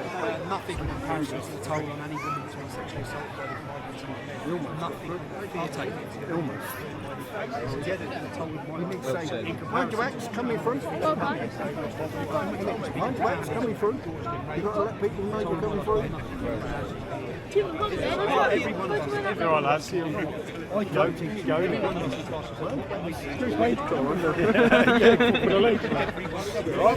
There's a part of you that almost feels vindicated after speaking about these That went all right, didn't it? Went very, very quiet. I won't take any pleasure in saying Tom's so that's bad. What's your channel? Tell the live stream your channel. my name's Eddie Alexander. You can find me on Eddie Alexander on YouTube. Well done for everyone coming out.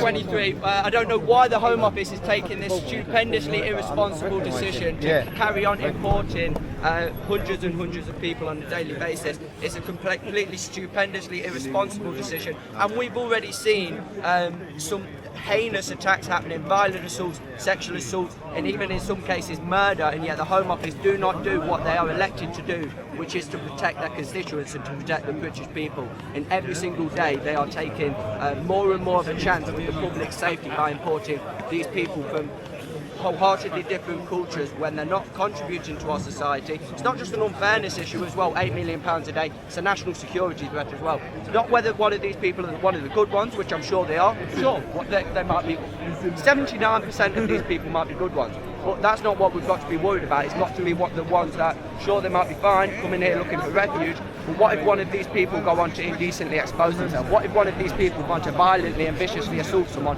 What if one of these people go on to murder someone? And one more thing I want to say as well, I find it abhorrent that people are receiving longer for protesting outside of these asylum hotels than the people who are residing in these hotels for committing some of the most heinous acts. I don't know how I've been roped into doing this interview. He was on your channel on Sunday at Speaker's Corner. Can I just say, so you're a citizen journalist now? I describe myself as an independent journalist. Independent journalist. Are you encouraged watching this? Look at all the cameras. Be encouraged. Everyone be encouraged. And if you're watching this, get behind these channels. When you hear their name, follow them, share them, support them, like them. Make sure you get behind them, right? Big up. A little bit of an impromptu one. Sorry, mate, you have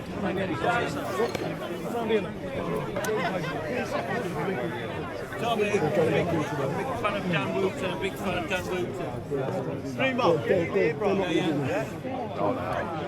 realise you had it. That's why they're circling. Yeah, that's Thank you very much.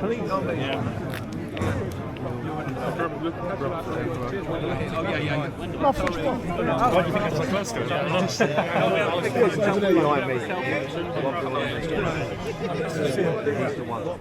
They're not conspicuous, are they? Tommy, you can find a jump on yourself. As a protest. Tommy, we love you. I'm here.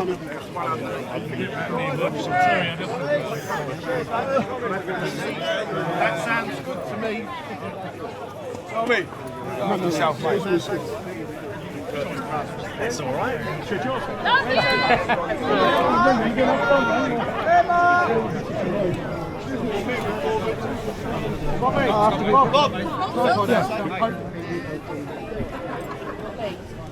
Wilson. We can walk and talk. Sorry, mate. Oh, I felt that was Jesus. What's your name? Where'd you come from?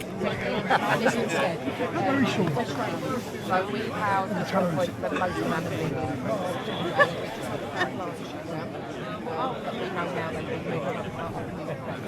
My biggest thing for me, that's what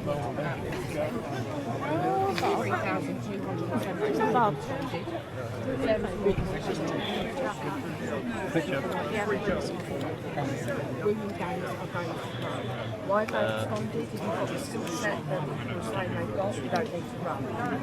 All of our children are safeguarding policies and not working with them. Look at there. Sarah's law, that for 10 years.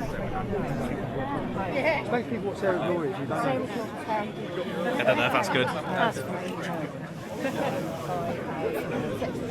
You want to try and apologise down there. Try and stand in there and make it a better view. You want, I can take one for you as well. I'm like...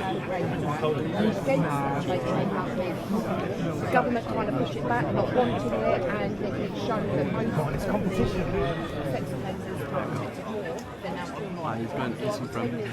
Yeah, I've done it. The law is where you can check names as well. It's no problem. What they got, and if there is non-sex offenders registered, Get badging. therefore, What you're saying is that you don't know who these people are anyway, and 53,000 people on anyway. and then when people say about the threat, no, they're not. All of the system where you have to stuff in, and this is not our show, it's so patchy because people are afraid of being called racist. Look at Rochdale. No, absolutely not. Look at Rochdale. Look at the statements by professionals. What was their thing? We were frightened of being racist. So them girls, look what them girls went through. What have we got now? What have we got? What message do you have to other British women watching this on? Stand up, speak up. Come to your council. Questions in. We've had 2 council meetings and not one of our questions has been answered. They batted them back and laughed about rubbish on the floor. Go there, do not be afraid. Be more afraid of your children being raped and groomed, because grooming gangs are going to rise. And if we don't all stand up, we're all to blame for not protecting our children, every single one of us. Well said, Tom, well said. Tommy, can I get a picture, please? Tommy, we're straight on page. Mate, you're going to have to wait. May the Lord Jesus Christ protect you, Tommy.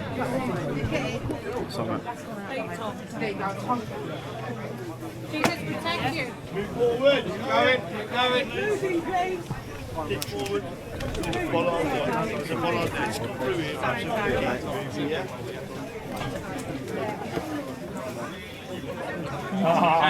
Please, Mr. Brooks.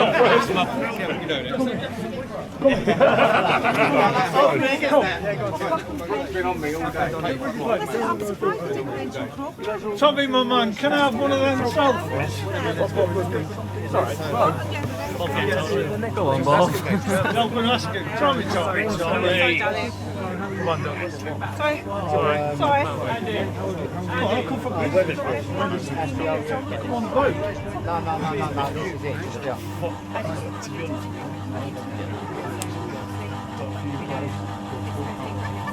What's your park here? Here.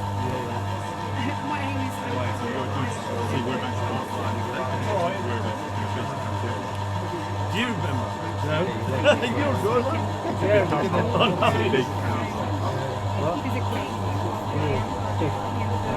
Oh, yeah.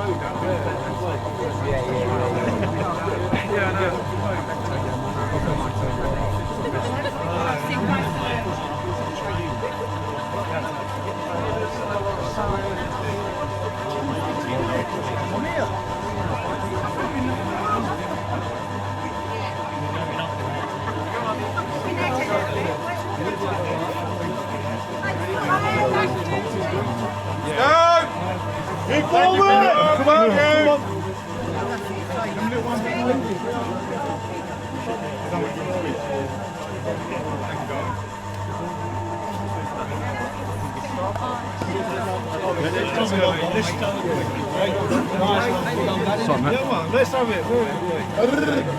Oh, is it? Nice one, butter. You've got a 10-second count. 5, 4, 3, 2, 1. Nice one, butter. All the best. Thank you. Have a good Sunday.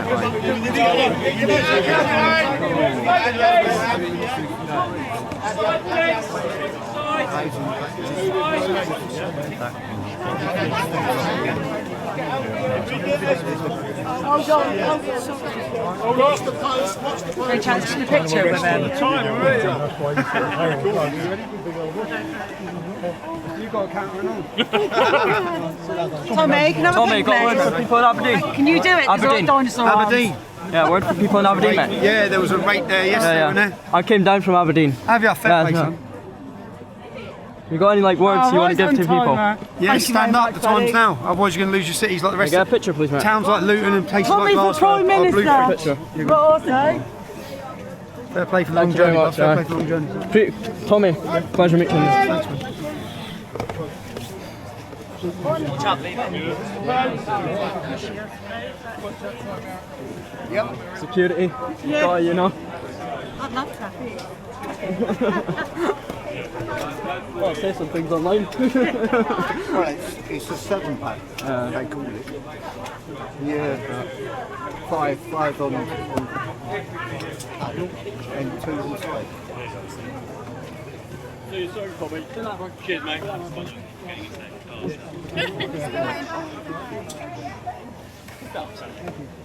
So much of that.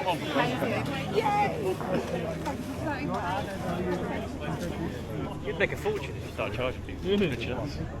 Can't afford one.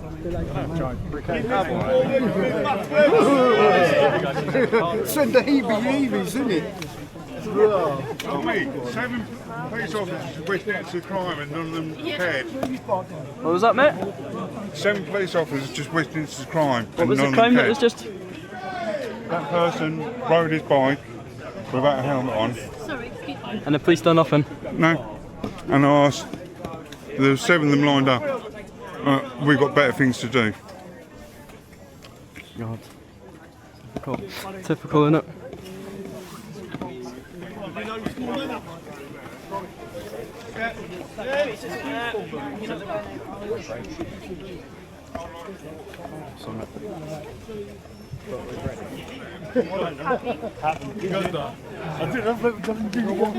Tommy. I don't know. Sorry. Thank you. Sorry, mate. What do you want to do? Yourself, mate. Yeah, Bit of mud. Yeah, let's see what's going on.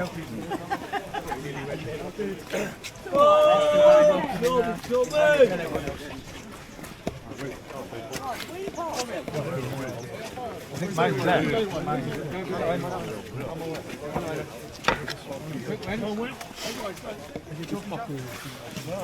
No, I seem interested. Let's go then. Where's it going? No, did you want me? What did you talk to me about? Well, I've got to hand myself in. No, I thought I had a voluntary today. No, I don't think there is there? Oh, I don't know, you tell me. My understanding is you're wanted currently for violent disorder. Violent disorder? That's what you're under arrest for. You don't say anything that may harm your defence, or mention oppression, intimidation, in court. Anything you do say may be good in the For when? And I'll explain it with full circumstances. Yeah. No need for cuffs? No, no need for cuffs this week? Yeah, no problem. Where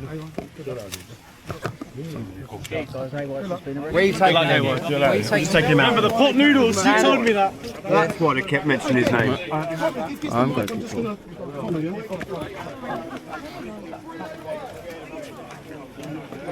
So AOI Audits has just been arrested for violent disorder, apparently. AOI Audits has just been arrested, people. He just took AOI away. Violent disorder, apparently. Nobody did anything. AOI Audits, apparently he's wanted. Oh, is he? Apparently so.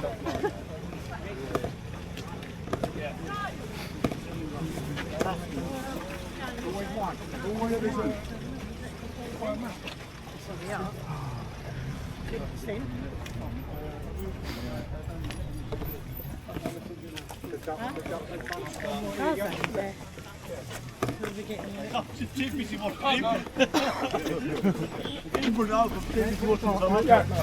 want to jump in this car in, or you want to jump in there? Yes, jump in there. Alright, I'll jump in there. Send me that, Tommy. I'll send it now. Send it, but you'll come there, yeah? God bless you, man.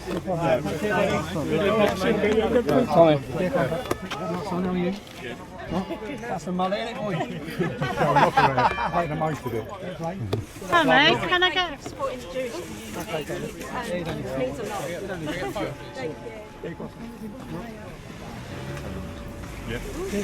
Tommy, can you get another one? If you want looking.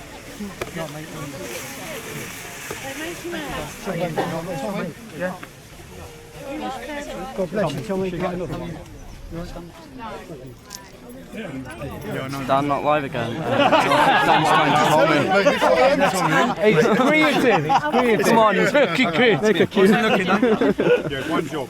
Cheers. One job. She wasn't doing a Wallace smile. Tommy off now, people. Make sure just got me back. There he is, off he goes. Right, but AY Audits has just been arrested.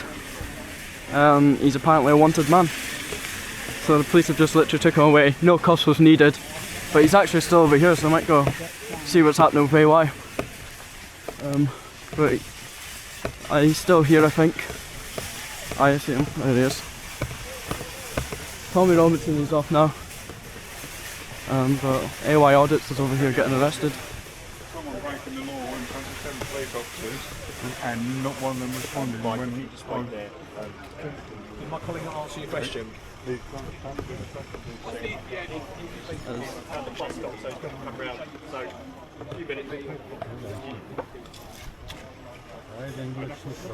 say why. Tell too many truths. All the people with the cameras, if you tell too many truths, this is what's going to happen. Yeah, you know what's wrong with English is they're too civilised. Yeah. Too civilised. No, but listen, I've been at migrant hotels. Yeah, and I've been standing there, I've been assaulted, I've been attacked on camera, I've shown it to the police officers, and the police officers ain't done nothing. They've let them go. Of course. Yeah. Do you know what I mean? What station? Civilising yourself out of existence is crazy. Anyway, we'll get him going into the van. No. It's like the most British way of getting arrested. Very peaceful, very calm. But he's voluntary, just going with them, no cuffs needed.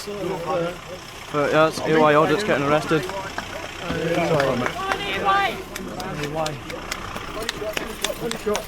Come on, let's get that money shot. Oh, whoa, hang on. Oh, don't send him in that I way. really expect him sitting there, look at that. Put him in the front seat.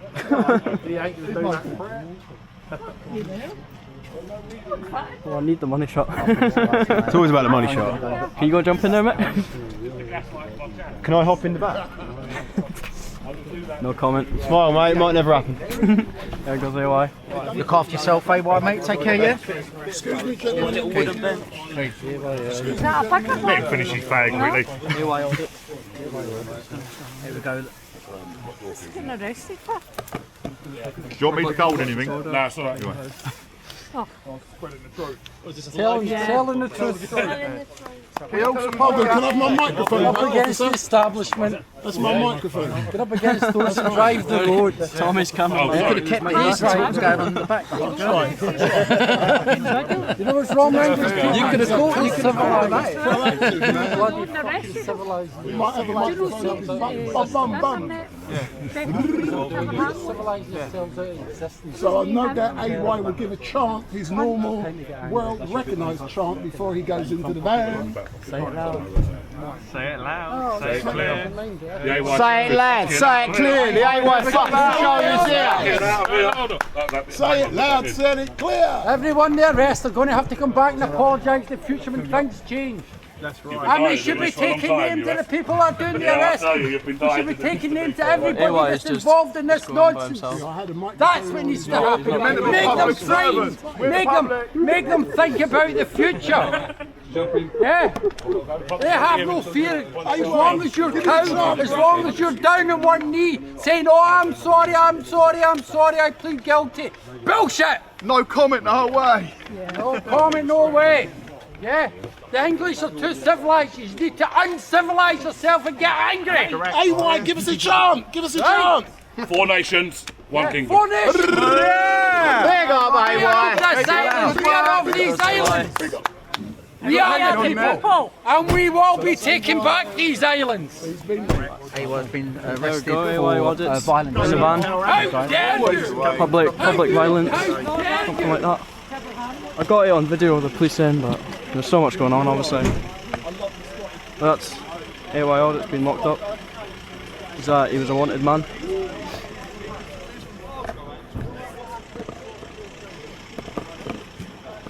So, I'll stay and watch this van going, but I've had it all today.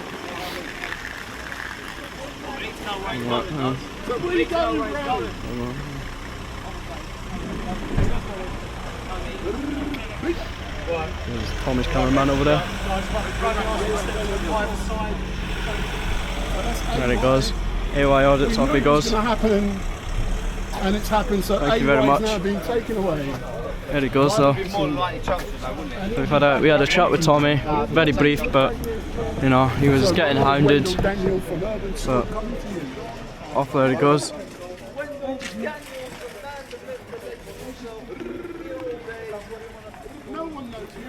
There he goes.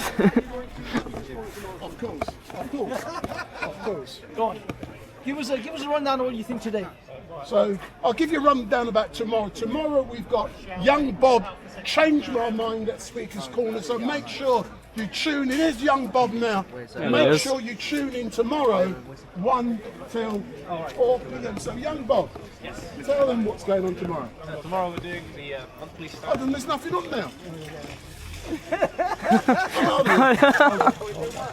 Make it a little bit professional for you. There you go. There we are. Yeah, so the first Sunday of every month we do a stand, and the stand is going to be there are no positives to the Islam change my mind. All right.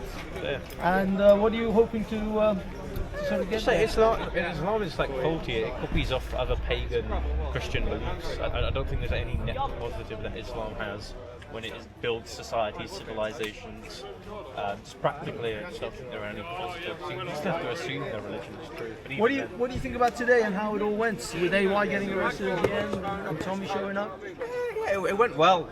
There were many things. Whenever Tommy goes to demonstrations, the police don't know what they're doing. So it's good to see that everything went peacefully. Everyone was resolute and collective. They were focusing on what was going on here today. So It's kind of a testament to the organisers, really. Yeah, because there's always such a need for some people to focus it around themselves. There's always, people organise protests sometimes for the wrong reasons. And it seems like today it was for a good and honourable reason. All right. Thank you, Mr. Bob. Appreciate it. Young Bob. You're asking the recorders here, man. Like, you're asking the wrong people. Journalist. Wait, I'll ask you a question. You ask me a question. Go for it. Go for it. Come on now. I'll ask this chap first, then I'll think of a good one. Okay, gentlemen, I'll ask both of you. What did you think about today as a whole? Was it successful? I'll tell you what, I think it was a success. Oh, guys, we're going to have to come off. I'm almost getting run down here. Straight up, mate, it was a success. I think anything that Tommy rallies, people will follow, and they're going to be in great support of it, right? I think the energy that the crowd gives off today is pure, it's real. Do you know what I mean? That's what we're looking for. None of this fake bullshit. I mean, wait, you ever been to a lefty protest? It's fake, it's bullshit. It's all set up. There's no logic to it. All the placards are pre-printed. Exactly. Everything is all just sort of sanitised. Basically, in a nutshell, everything you see today is real. Yeah, the lefties, bollocks. What's your channel, sir? Striper UK. Striper UK, and you? DJR Media. So I thought. Okay, so what do you think? Yes. I think today went very well. Also, as creators, we've got some very good scenes, I believe, all of us. But yeah, it was nice knowing it was peaceful. and there was no counter-protest at all that I seen anyway. I got told apparently too scared of Tommy, ain't they? I got told apparently there were some people saw no one, but so when it went. But if you notice when there's no counter-protesters, it tends to go very peacefully, and there was no violence today. You know, you seen AY getting arrested and he left. No one went mad about it. Didn't get mad about it. You know, he was randomly saying he thought he was just going to walk into the station. You know why no one goes mad about that? Because I reckon truth will prevail. True. Eventually. Yep. Give it time. Yeah, I mean the thing is, I think AY apparently he kind of knew there was something going on because. The coppers have been mentioning his name all day. Yeah, and also he's already spoken to his solicitor, so there was a lot of things involved. So I think AY is an old hand at this now, so he knows. It's not his first rodeo. But again, he could have done it for the clips, you know. He could have acted up, but he left peacefully, and he remained peaceful throughout. So he's thinking of his own best interest, and it's a smart thing to do when it comes to police. Definitely. Smart thing. All right, gentlemen, thank you. See, that's Pleasure how you meeting interview. Who are you, by the way? Half STV. I'm just a small guy. Just the dude on the street with a camera. That's all we are. That's all of us. Just the dude with a YouTube channel. Dudes that spend too much money on cameras. Are they like welding goggles? No. It's like it's a CP. So CP company, but it's kind of cool. I like it. Yeah, they like flip down and they actually work with sunglasses as well. So it's pretty smart, but sweet. Right, well. Pleasure meeting you. But yeah. Thank you guys. So home time I think now, or somewhere else. Right. But yeah, so we've had it all here in Essex. I need to go and find Dan. Kind of abandoned Dan. Need to find out where he's gone off to now. Is anyone watching Dan's live know where Dan's gone to? If not, I'm gonna have to give Dan a call. See where Dan's gone. Yeah, we've had it all really today in Essex. Let's just walk past the man. The man's got his helmet on now. But apparently he was riding it without a helmet, committing an offence. I don't know if that is an offence, but you know. Who is Dan? Dan is Road with Purpose. He is a YouTuber that I came down with. I guess we'll go back to the protest area and see if anything's happening around here.